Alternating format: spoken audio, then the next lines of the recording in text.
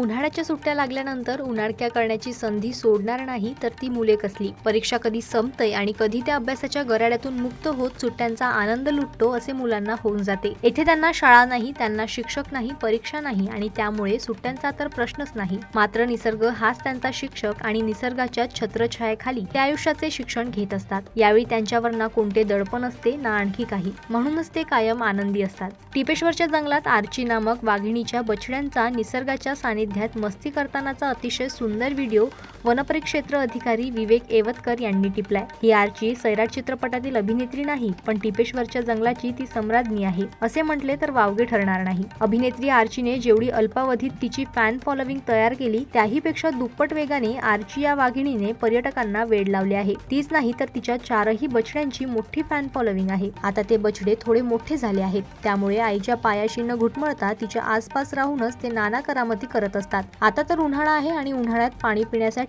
पाणवठ्यावर येणारे वाघ कायम पर्यटकांना दर्शन देतात. आर्चीचे बछडे देखील सातत्याने पर्यटकांना दर्शन देत असल्याने टिपेश्वरच्या जंगलाकडे पर्यटकांचा ओढा वाढत आहे.